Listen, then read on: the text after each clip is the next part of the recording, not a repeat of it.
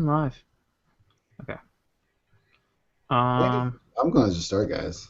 Do it. Gentlemen, ladies, welcome to Slash MLS Cast. This doesn't matter at all to you guys, but this is the latest we've ever started an episode. So if any of us fall asleep or just go a little crazy, deal with it, I guess, is what I'm trying to say. My name's Chris. I'm ready, username PatLaneups11. I'm Ian, username Armaskarhu. And I'm Pete, username PunkRockPete. That's it for tonight. You guys have to just deal with us. End of story. That is it. Guest. Jeff, I don't even remember Jeff's last name right now, guys. It's in there. Ross. Thank you. Jeff Ross will be here. Yes. World famous Jeff Ross. I think the next MLS personality. We'll see what happens, I guess. Hopefully, we'll advocate for him. I mean, yeah, he's going to get the Slash MLS bump. That's for sure. Yeah. Yes. Oh yeah, absolutely. But so he'll be in a little later. So let's just get started. I think the biggest thing to talk about. We also have another guest today. Uh-oh. Oh, double guest alert. It's almost as if I just came in at the last minute and don't know what's going on, and I'm the reason it's starting. So that's kind of what I'm getting here. Anyway, Iron Goalie's username Iron Goalie's joining us like at the second half at some point. Iron Goalie will be in the second half. It might even be a part 2 of a podcast. We might split this into 2. We have the space now. We don't even know. We'll let you guys know later, even though you'll know before this, but we don't know. Guys, sometimes technology is a little like time travel, and it gets a little tricky. If the title of this podcast says part 1, you'll have a good idea that there's a second part coming. Hopefully you'll have a good idea. You might just be stupid. I don't know. I feel like we should just label it part 1 regardless now, even if this ends up being one episode. Oh, that would be amazing. Guys, let's talk about soccer. What do you say? Let's do it. All right, I think the biggest thing to talk about this week, goal of the week candidates this week, hands down. Jesus. The best we've seen. It was insane. It was okay. All right, we're going to mute Ian for the rest of the podcast. It's just me and you, Pete. Perfect, here we go. Don't get yourself muted. Hey, Okay, you know okay. what? That's fair because both of our teams have a goal of the week candidate. Yeah, we do. Does DC not have a goal of the week? I don't know why. Eddie Johnson scored. I thought that was the biggest deal of the week. what the? Funny because Eddie Johnson gets snubbed from the national team, and then he's like, you know what? Fuck everything. I'm gonna go score a goal against Montreal, who are Canadian. So whatever. We talked a little bit about this throughout the week. How many revenge goals did we see against the idea of not being in the World Cup? 3 at least. Three at least pretty important, out there ones, which was Eddie Johnson getting snubbed and scoring.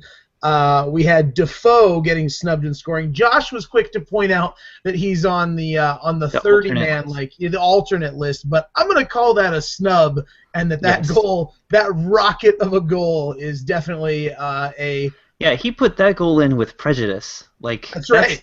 That's like a fuck everything in this world. This is going to destroy the Nets in Toronto, and we're going to have to quit playing, and we win. Guys, I wasn't here for the past 2 weeks, but I listened, and we are just bringing fuck to the table now, aren't we? Oh, we're just dropping it left and right. Did you not hear the opening of the interview with Matt Doyle? Oh, I heard it. Yeah. Everybody couldn't wait to go to town. So what's our third? What's our third vengeance goal? Our third is Obafemi Martins getting snubbed from the Nigerian team, and honestly, a goal of the year candidate. That was a fucking ridiculous goal. Here's the thing I have. Here's the problem I have with naming that goal of the year. Can you name something goal of the year if it involved actual magic? Let's be fair. You're saying performing it enhancing magic is a ban from goal of the year? I think it should be. All right, I can dig that. I'm okay with a little magic on my team if we're not going to get the recognition in the media. It's no problem. Everybody's always keeping Seattle down. We don't talk a lot about Seattle. We're one of those smaller teams that people don't say much about. So it's all right. That's all right. Well, then. Now this is more magic than that Nyarko goal against New York because Martins was actually trying to do this, right? Exactly. Yeah, I think there was a lot of debate. There was a lot of debate about, the shot cross, the Schross, as you will. But the thing is, there's absolutely nobody in the box there's nobody coming into the box. He takes Right. a strong look at the back corner and knows exactly what he's doing. I think it surprises him that he actually makes it, but it is Yeah, his head 100%. shake after Someone pointed out that there were no backflips after that goal. He just could. He didn't even understand what. He was so surprised, but yeah, I mean, it was clearly an attempt on goal. There's no one to be crossing it to. He's not just gonna let the ball bounce around and wait for somebody to show up. And I think gotta part of say, me, I think part of me would be bummed if it didn't end up being goal of the year because I think it's probably the most impressive goal that will be scored all year.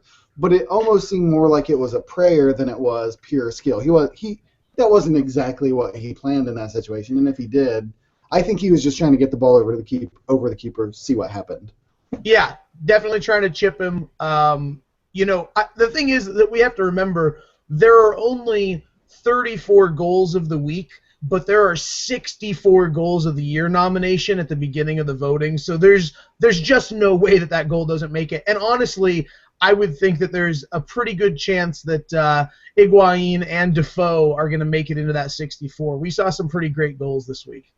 I was surprised more by Higuain's goal than I was by Opa's goal, because I didn't realize you could chip Ricketts from that far. I didn't realize that was humanly possible. But Higuain did that a couple of times last year, right, Chris? He had 2 weeks in a row with very similar chips from distance, and we actually saw. I want to say we saw 2 in the preseason also where he chipped keepers. It's just what he does. It's his finishing move.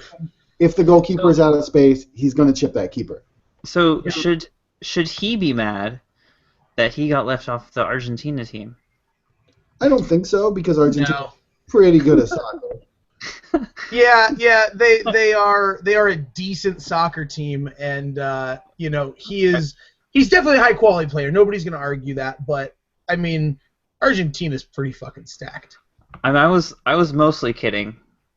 Mostly.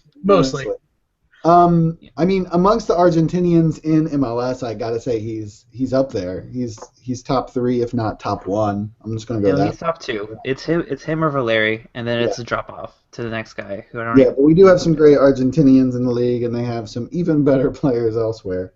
Can I include 2011 Mauro Rosales? Is that fair? No. He was good. Are we not time travelers right now? Okay, I mean, if you're gonna include him, I'm gonna include 2006 Christian Gomez. So. All right, guys, we got way off track here. Hey, some games happened. Can we talk about them? Go for it. Be my guest. I don't want to talk about my game though. My game sucked. That's what you can talk about whatever you want. Oh, Go. cool. Now. What game interests you right now? New England. Holy no shit. shock, man. That is. I feel honestly like I know that Seattle should be better than Philly, but seeing New England drop 5 goals a second week in a row did feel a little bit better. Not a whole lot, but a little bit. And do you guys think they're gonna? I'm not gonna ask if you think they're gonna keep having 5-goal games, but do you think their offensive streak is going to continue forward? I don't think it's going to continue, obviously, at this rate, or even at like a 3.5 goal a game rate. But I do think, because we saw a similar, we've seen similar like a couple game streaks from teams, and it never really, carries on to the rest of the season. But I think New England does have the most dangerous attack in the league right now. And they're not a slouch on defense. They're not playing arguably like the Sounders have been, where they score a bunch of goals and let in a couple. I mean, yeah, that happened this week, but like overall, they might not continue the offensive, fireworks. But 5-3 was really generous to Philly, by the way. Those last 2 goals, New England had already checked out. Like, oh, we're up 5-1, 75th minute, whatever. Absolutely, and I just. Whether they keep, like Ian said, 3.5 goals or whatever, I think they keep picking up points. I think New England has a real strong challenge in the East. I think that I don't know if they're going to beat Kansas City to the top, but they're going to be right there.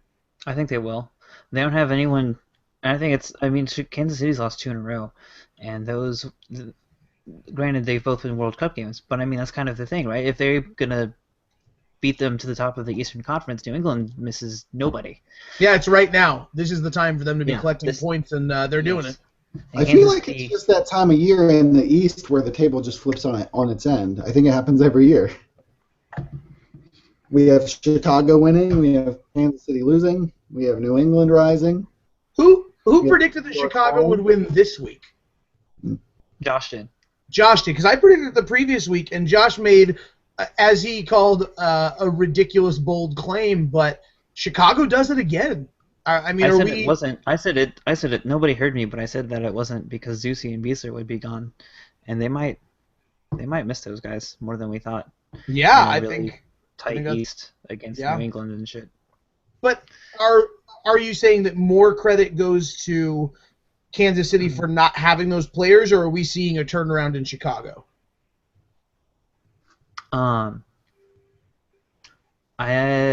Chicago's Hoya. looked pretty bad up until the last Not few. really though. They looked bad at the beginning of the year when they lost to Chivas and didn't win any games. But then they went on that That was not great. yeah. I stand by my statement. But they went so they did the Portland thing where they tied a whole bunch of games in a row, and then it's like what you said. It's like, oh, we're winless in 6, and now that they've won, I mean, they lost that RSL game. Undefeated in 7, yeah. If they had held on and not lost that game against RSL in hilarious fashion, then they'd be undefeated in 8 right now. Yeah. Also, I want to point out that doing that Portland thing, that they do have more wins than Portland, so there's that. The internet in Portland. I can't wait for Portland to start beating teams. I wish they would have. No offense. I wish they would have beaten Columbus. Watch that mouth. Because they're not beating any of my Eastern. Their one win is against us. That's totally not helpful. We need them to beat East teams. I don't want to fight everybody. Why do you want Portland to be so successful? What's your drive? He just wants East teams to lose. Yeah. That's my drive. Oh, got it. And Okay. Portland hasn't been doing their job. Hey, you know what? The Sounders have 3 losses, all 3 to Eastern teams that we see once a year. So yeah, what the we're fuck, not guys? we're not doing a great job either. We lost to Toronto, we lost to Columbus, and we lost to New England, and we won't get a chance for revenge unless we see them in the Cup. So we're not holding up our end of the bargain. We beat Kansas City in the beginning of the year, and it's the only Eastern team we beat. But let's talk about Columbus. And Chris, how is it that Columbus managed to not win that game? Oh, that's easy. You're throwing softball questions my way. It's because their defense went to the World Cup.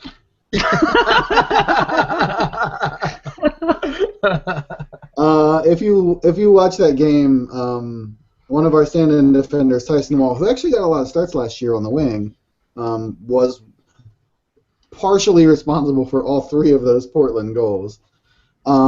We just did our backup defenders aren't as strong, and we also lose. We're going to lose Gonzalez this week also. So we're going to be down 3 of our 4 back line. We're going to be down Parkhurst, Gonzalez, and Waylon Francis. And honestly, I mean, we have decent depth, but we don't have the kind of depth that's going to be able to pretty much. You only have Josh Williams back there, and the rest of our back line is going to be. So we're playing Chicago, so I have a little bit of hope in my heart, but I would predict a loss again this week just because we're missing our defense. Yikes. So and also I'll give a lot of credit to Portland. Also, I think we got to see some more Porter ball there in terms of being able to come back when you're a man down, when you're a goal down.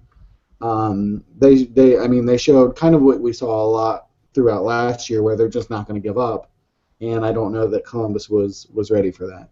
Yeah, they arguably looked as good as they have all year. I guess you could also say that the 4-4 game against Seattle, but it was kind of different circumstances, and they've looked good in 4 games this year. That 4-4 game that you were just talking about, the game where they beat us, the game they lost 1-0 to RSL, and the game this last game. Every other time, and those games are all relatively recent. Those are 4 of their last 7 games, so they should turn it around. at some point. Yeah, and again on the Columbus end, I think Bearhalter's system obviously puts a lot of pressure on that defense, and I think part of what was holding the team together because we haven't even when we weren't scoring, we weren't giving up a lot of goals, but that's because we have Michael Parkhurst in the back just shutting things down, and I think a lot of Bearhalter's system is based around the fact that we did have strong center backs, which we're just not going to have until they're back from the World Cup at this point. And then I guess it was good on the positive side. It was great to see some goals. We had the longest goalless streak in the league going into the game. So to see 3 goals coming out of it, I'm not happy that we drew it, but I am happy to see some offensive production for sure. For sure. Both show, and also Higuain just showed us all why we love him so much once again. Yeah, I mean, like we said, we know we did it last year, but it was still a ridiculously classy goal. Man, it looked good.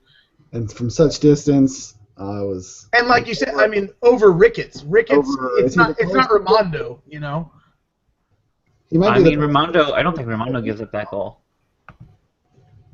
You think so? Just by positioning, or do you mean in the exact same position you think he's got the leaps to make it happen? Well, Raimondo's not going to be in that position. That's what I'm saying. Right. Okay. Yeah. He knows the league. He's smart enough not to let Higuain do shit like that. Yeah, and I just love that Higuain, no matter what's happening, he's always watching for that. Anytime a keeper is out of position, he's going to make him pay for it, which is always a great thing to have on your team. How about we can talk about Seattle a little bit? Got the win over San Jose. Yeah, I think that it was a generous scoreline to San Jose. What was with your screw you San Jose email that you sent this weekend? Because I was away a weekend, so I didn't get to see much of the game. So I assumed by that email that you guys lost, and then I was like, wait, but huh?